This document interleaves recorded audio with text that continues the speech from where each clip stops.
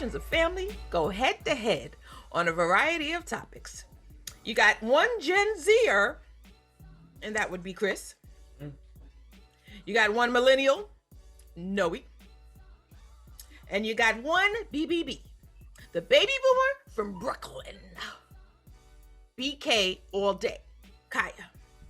No matter what the topic may be, you better believe it'll be up for a debate.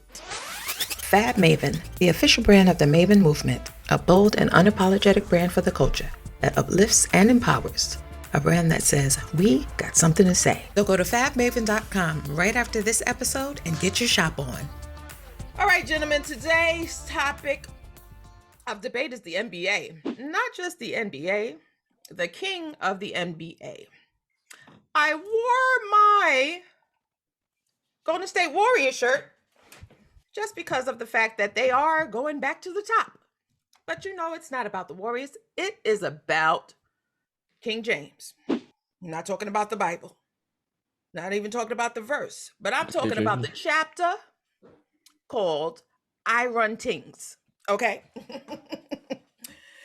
The topic of debate today is, does he really run the NBA?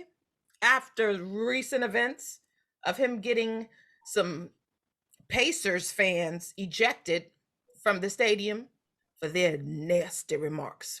It's a multi-topic debate. Is LeBron Adam Silver?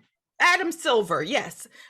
And should fans be allowed to say whatever they want because they pay tickets to see the players? Who's first?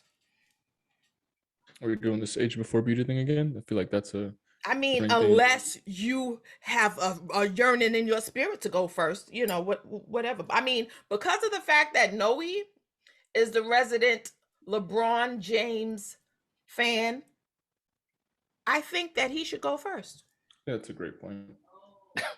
Well, all right. So, does LeBron run the NBA? I think it kind of depends on what we're talking about. Now, is he the greatest player? Yeah, in my eyes. But, you know, that's neither here nor there. However, if we're just talking about simply just his NBA power, I don't want to say he runs the NBA because I definitely think, he doesn't run the NBA. I don't think so. I don't think anybody runs the NBA because I don't really think the NBA it's not at a place where it was in the 90s where it was being built and they were trying to, gain a demographic or remove a demographic or, for lack of a better word, cater to the white audience. I think we're well past that. I think he's definitely been the face of change in the NBA in regards to players getting their money and things like that. But I wouldn't necessarily say he runs the NBA. Now, I'm sure if you ask NBA players that, they will 1000% disagree with me. But no, I don't think he runs NBA. Not at all. But it's kind of weird because at the same time, the face of the league, your best player in the league, Kobe's, the Jordans, the LeBrons, the Magics, the Birds, they're going to have more power than most people in the league just by default because of the money they bring in, what they represent, how much they generate, their box office. So I guess there's power in the dollars, power in the sponsorships and everything that come with that. So he has power, but he doesn't run it. I think Adam Silver definitely makes it clear that he runs the NBA in a good way. How so? Because he's a players commissioner. Mm-hmm. He's definitely open to see what the players want to do. He's definitely open to trying things. There's a ton of stuff that he's done LeBron hasn't, like the play-in. LeBron is not a fan of the play-in, but Adam Silver insists we're keeping that. The All-Star game, the different changes they made with that to kind of get it to be better. Adam Silver's he's willing to tinker with things, whether players like it or not. The vaccine mandates and different things like that, just being able to get people back in the stands, generate some more money, get people paid, not lose any more money. I mean, there's a lot of players who didn't like it. There's a lot of players who didn't like the start of the season. And that kind of comes down to the collective bargaining agreement and, the NBA Players Association and having all that. But I mean, Adam Silver is the commissioner. So it kind of the buck stops with him to some degree. But yeah, I definitely think he makes it clear he's in control of things outside of the owners. as for the fans, getting a fan thrown out for saying something crazy, that's not really a power move. That's kind of just a matter of you just because you bought a ticket, courtside and you're well off and whatever the case would be, doesn't mean you get to say whatever you want to people. At the end of the day, if I walked into your office, because when you think about it, he's at work in all reality. You know what I'm saying? So if I came into your office and started wilding out on you and your kids and all that other stuff or whatever, it wouldn't really fly. You look at me like I was crazy. Like, yo, somebody escort this dude out of here.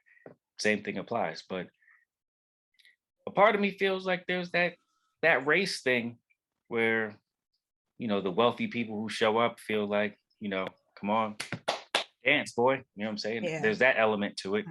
So I have no problem with him getting folks thrown out. I think that's the second time he's done that. But from what I read, they said some pretty over the top things to him. So do you want to expound on what they said, or? I mean, from what I was reading, there was a few people in the crowd who were saying things to him, and there was the two that were ejected or removed from the crowd that were specifically, I believe the man said, if I remember correctly, that he hopes his son dies in a car wreck, and then the woman called his son a bitch or something like that. So it was just extra, and you kind of knew that because once you saw how mad he was, because he's not really like that. He's not the type that really gets fans thrown out, or he's not demonstrative in that way. So once you kind of saw the way he was acting, like this dude ran down the court to get the referee and was just like, nah, these motherfuckers right here. And I was just like, oh, he's mad for real. And then when you see what was said, you're like, ah. But there's so many arenas that are like that, though. Indiana being one of them, Utah, there's a lot of those places. People just feel they can say and do whatever they want because they bought a ticket, especially if they're sitting at the courtside. Well, before I even say anything, I guess I would rather pose a question to kind of narrow down our focus on what it is that we're trying to get at when we talk about LeBron. So, like, what do you believe is the difference, if any, between power and influence? The power, I feel that it creates change. Just ask Ghost and Tommy, It's hilarious. But influence, it creates a team effort. You know what I'm saying? If you influence me then that means, I want to do things that, are like-minded to what you do. But if you say, I changed my mind, the color's red, that's power. Okay. So would you say LeBron is more of a power figure or an influential figure? And are we differentiating between his influence or power within his respective organization or the NBA itself? Well, if because I feel like you asking me questions that's a part of my debate. So, or you're asking us questions that's a part of my debate. So, like, I don't know how to answer because some of the things that you're asking, I was going to expound upon in my oration. Well, I mean, it's more or less open for conversation question, but simultaneously acting as something to kind of pinpoint as opposed to so that everybody's on the same page in terms of how let me say this and then you can ask your questions. Okay. All right. So in my opinion, I don't want to say that LeBron runs the NBA, but globally, when you think of NBA, you think of LeBron. The same way when you think of NBA, God rest his soul, you think of Kobe. You think of Jordan. Like, these are the key figures that kind of stand out to those who don't know basketball, who never picked up a basketball or even watched a game, but they know these names. You know what I'm saying? Someone like Isaiah Stewart, they'd be like, who? Is he a rapper? They won't know exactly who he is and what team he played on, if he plays for, you know what I'm saying? So you have that. Now, LeBron was very, very, very, very powerful and instrumental when it came to the Black Lives Matter movement and justice and acknowledgement of what we as a society, a culture, and a people go through on a daily basis. And when he said, "We not playing," he tweeted, excuse me, "We not playing," or whatever he said. I'm paraphrasing, but when he said that, they stopped playing. That's power. Now, granted, they started again in like 2, 3 days or a week or something like that. It didn't last long, but when he said it, it created change.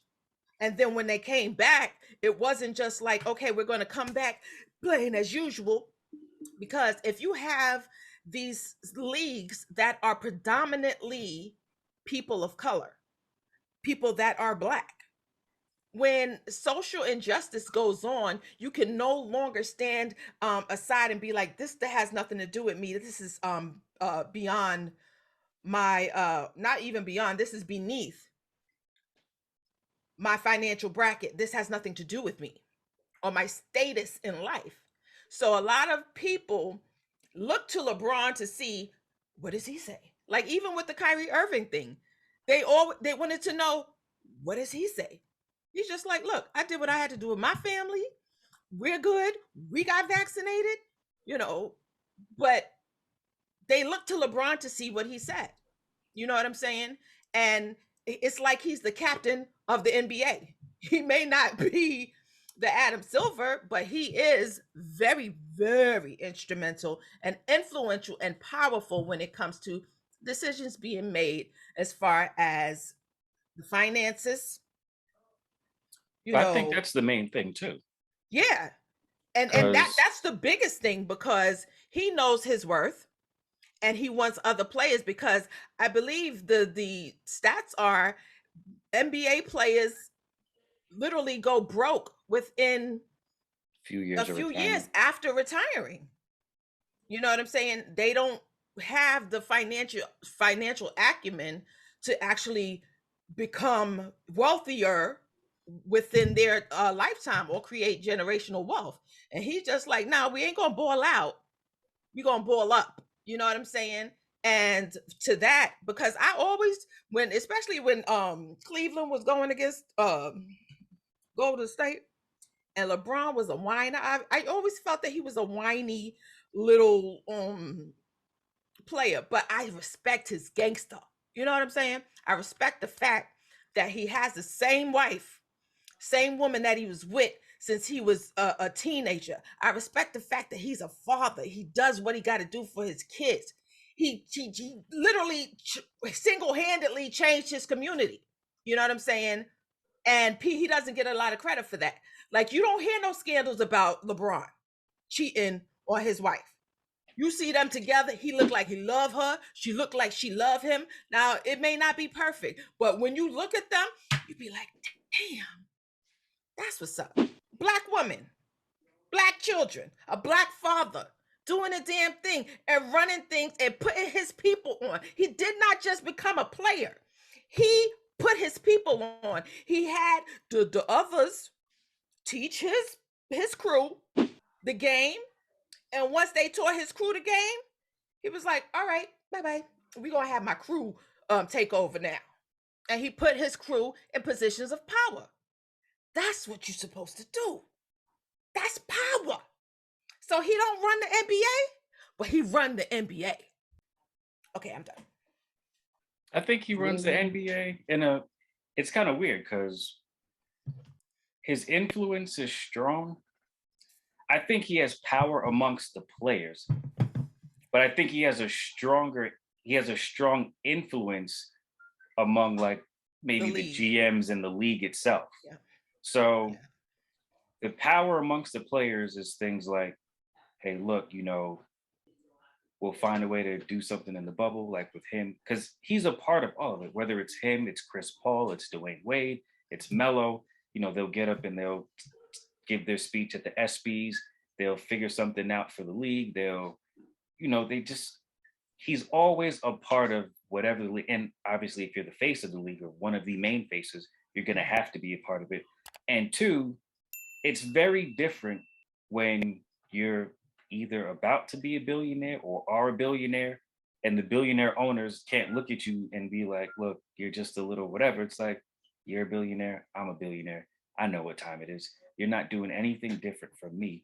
So I think just one, being an astute businessman outside the league, the way much of the owners are, kind of puts him in a different, and I think you see like Dwayne Wade and Kevin Durant and these guys kind of going that route as well. But just being able to, and Shaq as well, just being a powerful businessman, I think gives him the influence that he needs with the owners, because all of them except for Michael Jordan are white. Yep. Which is the same reason why I think Michael Jordan has the same kind of power, because it's like, look, this dude's a black billionaire. He was a player, made a ton of money as a player, made a ton of money as an owner and all this other stuff in investments and business. Magic Johnson is the same way. If you're black and you are close to being a billionaire or are, I feel like there's just another level of respect that they seem to have for those kind of people, which is why, for example, like Dwayne Wade becoming part owner of the Utah Jazz, to me is great. And I think one thing that's even better is the fact that the Utah Jazz, I think their G League team drafted his son. So I'm all for when people talk about, nepotism or whatever.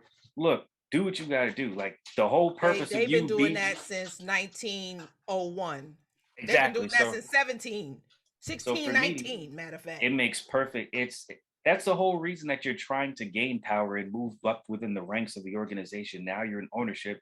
Your kid plays basketball, get him in there. That's your job. Yeah. So power, I think power is amongst players. He has a great influence among the owners and the commissioner. Yeah. Which is backed by the money that he makes, to me personally. Exactly. I forgot to mention that his business partners, they're actually trying to purchase an NBA team. And yeah, so if and when he does that, that's going to be big. But I forgot to mention the fans. One thing that Noey said is he's at work. As an employee of any company, corporation, organization, when you're in the building, it is the employer's job to make sure that you are protected, you are safe, and you do not feel threatened, or you basically that you have a safe work environment, right? So if these people are in the stands, because you don't know if they have money, they may not have money. They may have gotten those tickets from their friend's brother who couldn't, who works for some company and got those tickets comped to them. But the mere fact that you and your pasty-faced, nose-picking, I was about to say a word, self, thinks that you can speak to a person because you are an opposing team's fan, get your entire life together. What about if LeBron went to your job with all 8'7" of him, 982 pounds of him? What if he went to your job, the black King James that he is, standing over your desk? They'd be asking for his autograph. Exactly. Really. Can we get a selfie? Can I get your autograph? It's all good. You know what I mean? If he was at your job yelling at you from wherever he's sitting, saying, I hope your son dies in a crash. I hope you die. What do you think they would do? They'd be It terrified. wouldn't be an ejection. They would call the police. A big black man is threatening me. And fans, once we started coming back into the stadium after the whole bubble, they lost their mind. Yeah, that's true. That's true. They have lost they have been doing some of the nastiest things to players. And LeBron is not the only one. It's been happening everywhere. But one thing, some of these NBA players don't have that etiquette. They ain't on all LeBron James status. They will literally knock you out. And if that happens, oh well, they just have to pay a fine. And a few game suspensions, but It's suspension, okay. I feel like it, like just with the things that have been happening in the stadiums as of late, this season in particular, this season, last season, it's one of those situations where, to me, you might just have to let it happen once. Just let a fan just get rah-rah. Yeah, just let a fan get crazy. You know what I'm saying? Tell security, hey, just be slow to get this one. So we're going to see what happens here. I feel like Ron Artest was a part of a lot of those situations, though. No? Am I wrong in that? Because if you remember the Malice in the Palace, right. Ron Artest turned to run into the stand, and the dude was like... Artest has jumped over the scorer's table and is trying to get down to the bench. No, it's... like he was... Artest is in the stands. Oh, this is awful. Like he was the fan. Yeah, he was scared, terrified. You got a 6'10", 265-pound, muscular, athletic black dude running at you. That's all I'm saying. It's easily his worst nightmare. It's easily his worst nightmare. But that's what you get for throwing beer at people that weren't bothering you, acting crazy, trying to be food.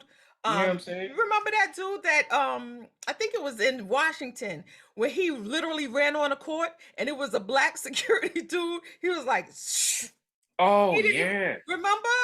Like all them with the mean. Do these people like they was like literally antsy during the pandemic? It was like, wait till I get back in that stadium. Yeah, I don't know what happened over the pandemic, but they came back into the stadiums acting a fool, a plum fool. I mean, if it was up to me, I'd say if you look very closely from around the time that he left or was about to leave Miami, those two to 3 years, the farther his hairline went back, I'm not doing this, is the more powerful he became within the NBA. He started bringing people with him wherever he went. Started doing one and done chips. He was really that one that to start creating them super teams. But look at his hairline and the chips that he won. There is a direct correlation between the two. Look it up. It's there. All I'm going to say is this. First of all, I'm going to let this disrespect slide. I was waiting for Noey to jump on you. I'm going to let this disrespect slide today. However, I'll say this. Like I said before, I think it's a strong influence with the owners, just being a part of the club, being in the billionaires club or whatever the case would be. There's influence there. I think there's power amongst the players. Or if you want to say his influence over or with the players turns into power, or the influence is power, it's kind of hard to see. I definitely don't think it's power when it comes to the owners. But as far as the league, here's an interesting thing. So you've got Clutch Sports. They've got a ton of clients. That's his sports agency. Well, it's Rich Paul's agency. They've got Ben Simmons and a whole bunch of other players who are a part of it. I think they've branched out to football and maybe baseball at this point. And hockey. I know they're buying, I think, the Penguins or something like that. Oh, because I know he has stake. I know NHL team. I know he has ownership in the Boston Red Sox, the Liverpool soccer team. So I wouldn't be surprised by that if he's looking in hockey now. Because if you remember, and I think this could be a part of the power. This is a question I'll pose to you guys. So Rich Paul, the super agent that he is, no college degree, nothing, but he's an amazing agent. And they tried to create that rule where they were saying that agents you can't be an agent if you don't have a college degree and all this other stuff. The rule was real. They were just trying to implement this rule specifically for LeBron and Rich Paul and the agency, because the dude is coming away with, all of the good free agents. He's taking over. Let's just call it what it is. And he has Adele. Yeah, and I'm sure they're not happy about that. Now, them trying to implement a rule like that, you would think, I assume, that is probably in response to the power they feel LeBron and his camp have. But again, the power in that is amongst the players, because the players are choosing to run with LeBron and Rich. Well, let me not say LeBron, because he's not the agent. They're choosing Rich over the other agents. Mm-hmm. And I feel like they choose LeBron or they choose Rich because they see the way, number one, they see the financial power LeBron has, what he does. You know, they're like, I want that too. Exactly. And to me, I feel like the power comes from the financial backing and the wealth that he's established. Mm-hmm.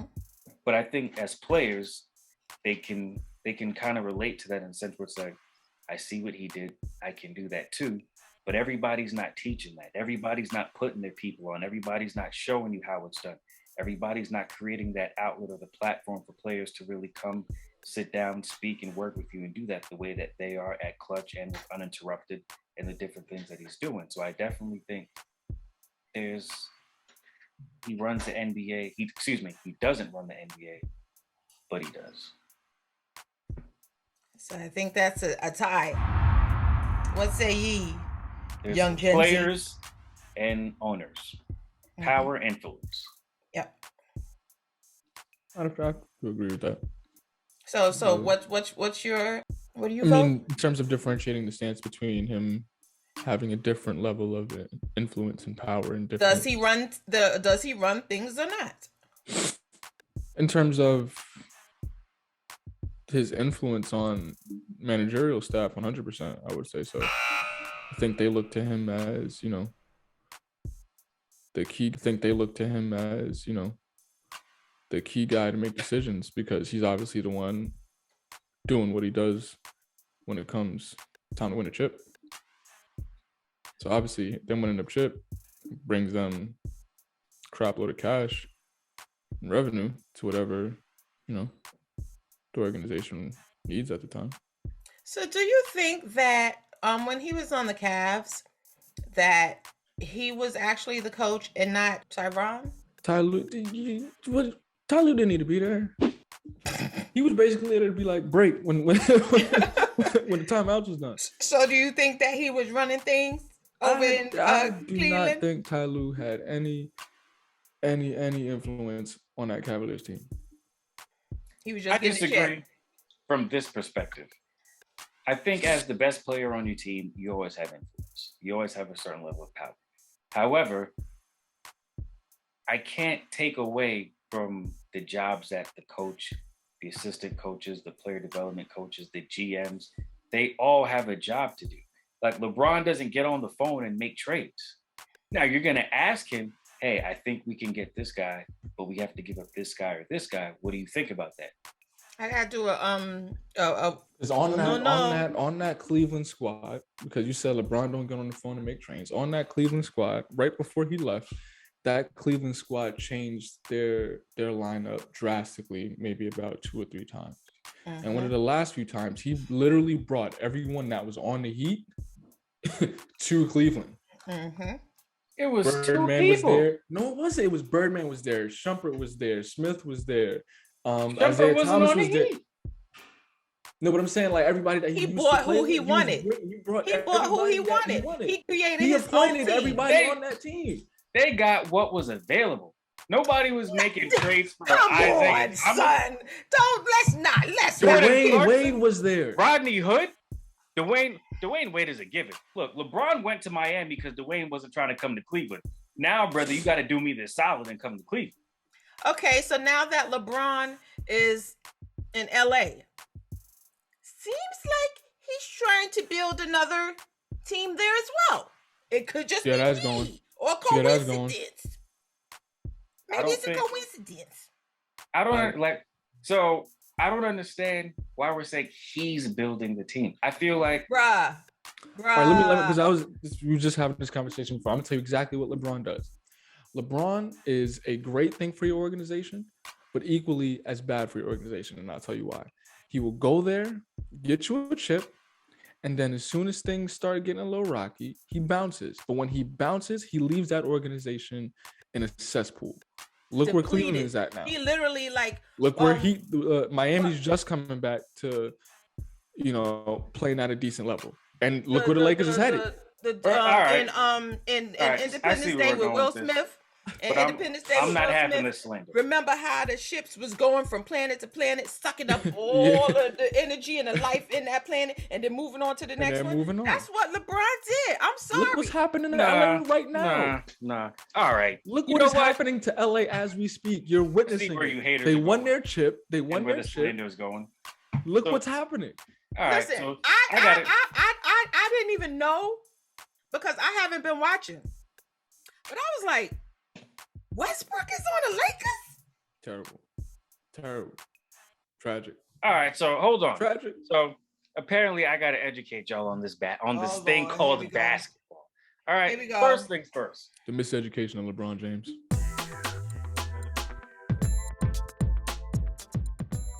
Here we go. LeBron goes to Cleveland, right? They do whatever they got to do. He goes to Cleveland. Kyrie's there. Kevin Love comes. Great, fantastic, whatever. He stays in Cleveland for 4 years after having been there for 7. He was in Miami 4. He's back in Cleveland for the next 4. Now, they bring in Shumpert. Why? Because the New York Knicks were getting rid of him. J.R. Smith was a throw-in on the deal because they didn't want Shump. They didn't want Jared. They didn't want any of them. So they were like, all right, cool. If we could pick them up, that's J.R. easy Smith pickings couldn't for get me. a break after he. All right. I'm just telling you what Remember the that one Knicks. play? Remember that one play? It was just like, oh. Look, he ain't been in the league since. Well, he got his chip with the Lakers, so that's whatever. But he ain't in the league now. He's in college playing golf. You know So- what? He's living his best life. So Living my best life. JR and Shump come over to Cleveland. James Jones comes with him from Miami. Everything is fantastic. Kyrie's there. Kevin Love was there. We're doing our thing. We get a chip. Go to the finals for a few years. Whatever the case may be. His kids are living in LA because they go to school in LA. Now everybody kept saying Why would they go to school in LA if their dad plays in Cleveland? because what do you mean? His son is a student. They're basketball stars. His son is trying to be You're the saying next. when LeBron was playing for Cleveland, his sons were old enough to be basketball stars within like the high school, college His arena? oldest son. Bronny, right? Yeah, so he was in the AAU league because his oldest son was playing with Dwayne Wade's son as well, and I believe Shaquille O'Neal's son, but they're all on the West Coast. So they were playing that. He was at one school, then I think he was at school with Scottie Pippen's son. Then he transferred to Sierra Canyon. So even though LeBron was on the East Coast, they were still on the West Coast. That's why it was kind of like, and he lives in LA every offseason. And it was his LA mansion that somebody wrote the word nigger on the gate, right? Yeah. So it was pretty much to some degree a done deal that it was like, hey, he's going back to LA. He only came back to Cleveland because he said he wanted to win a championship for Cleveland. So it was like, look, we're going back, get this done, and then we heading out. Because Dan Gilbert and the whole thing that happened previously when he left, that was just, most people don't even believe that he should have went back to Cleveland with the way that it ended the first time and why he left. But he did. Those fans was disrespectful. And that just goes back to the same thing we were just talking about. Like, they got, like, how you sending, you posting videos of yourself burning his jersey. Yeah, but I think, too, a lot of it is the amount of money that he generated for the city, which, obviously doesn't really absolve you from, not misbehaving, but behaving in that way. But I just think for them, it's kind of like, yo, this dude generates so much money for us. And I wonder how much he got reciprocated for what he brought to the table.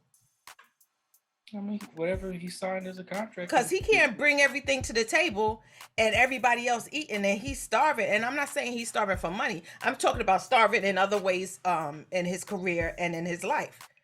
All of y'all eating off of me, sucking me dry. Ohio's got two things going for them right now. It's LeBron James and Dave Chappelle. That's it. There ain't nothing happening in Ohio. So I get it. I understand why they were upset, but he can't really live his life around everybody else. So I get that. But him leaving, Kyrie left and did his own thing or whatever. He left. All those players that they brought in were still there. He left. Kevin Love was still there. I actually thought they were going to be good. They were. When he left Miami, Dwayne Wade was still there. Chris Bosh was still there. Mario Chalmers was still there. It was just him. I believe he left. Rashard Lewis retired. I believe Ray Allen was contemplating retirement, which he ended up actually retiring. But the Miami Heat were still pretty much more than like 60 to 70% of what they had originally been. They just weren't good. I don't know why they weren't good. They just weren't. But that's the power of LeBron James. I'm gonna tell you what happened, because clearly you think that somebody over here is dumb. Okay, so he left, went to another team, right? What happens is how we do it, especially black folk. I'm gonna go out there, I'm gonna make sure everything is good, and then I'm gonna send for you. Now, if everything ain't good, I'm a cuckoo, and you know. But I'm gonna go out there, feel around and see how everything is, and then I'm gonna send for you. And that's what he did. Nah, man. He went out there. Okay, you don't want to believe it, but the proof is in the team. Team suck. What is it? I come to your team. I make you a household name. You were trash when I got here. I made you better. We were here. I left. You kept all the pieces that were here while I was here. Y'all couldn't win without. I am going to form the team that I want. With rookie coaches every year. Explain the LA Lakers roster. That's you, Noey. Explain. Oh, that's easy. You have no money, so you got to get everybody in veteran minimum. That's easy.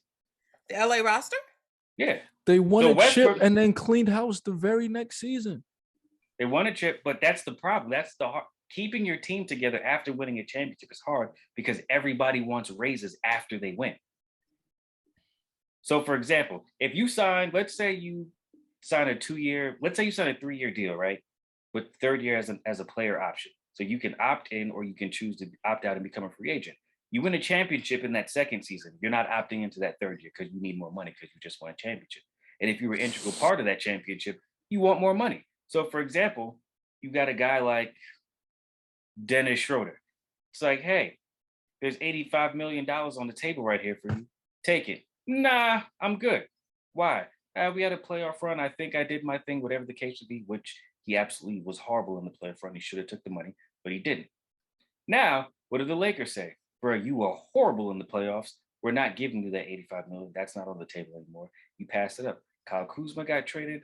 KCP got traded. But after they won the championship, they all got paid. So it became a lot easier to trade them and get something greater, for them than keeping them and paying them, because then you wouldn't have had the money. If they kept all those players, they can't get a guy like Westbrook. However, I personally would have kept the players because not that I don't like Westbrook, I just didn't think he fit. Or if you're going to make a trade for somebody else. But Westbrook was not their first option. He was the last option. They were trying to get Damian Lillard. That wasn't going to happen. They were trying to get DeMar DeRozan. That didn't work out. They were trying to get Buddy Hield. That didn't work out. Westbrook was the last available option. So you made that happen. Westbrook's from LA. You kind of thought maybe this thing can work. We'll see what happens. Then you got a guy like Melo. You know what I'm saying? He lives in LA. Him and LeBron have always wanted to play together for years. As a matter of fact, when it was Dwayne Wade, LeBron, and Chris Bosh, it was supposed to be Dwayne Wade, LeBron, and Melo. That's the bestie group right there. But Melo signed the 5-year deal instead of the 4 plus the option when everybody else did the option.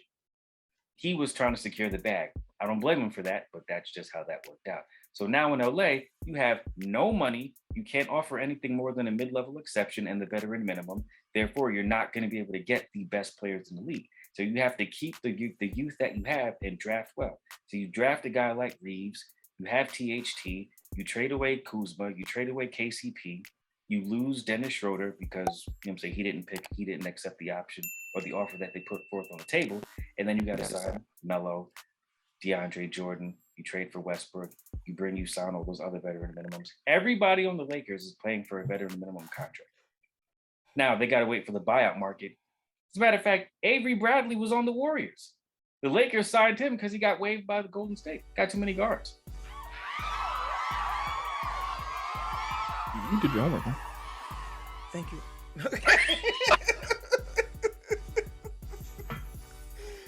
I'm like, he really studies. That was very articulate. Yes, bravo. Bravo. You did that one. Stay tuned for scenes from the next episode of Up for Debate. Well, do you think that he knew, like, if I say They didn't have social media when Jordan was around. It's a different ballgame. No, but they had televisions. But see, listen, the dynamic wasn't the same. Well, we're that family, and we want you to join our family and join the conversation.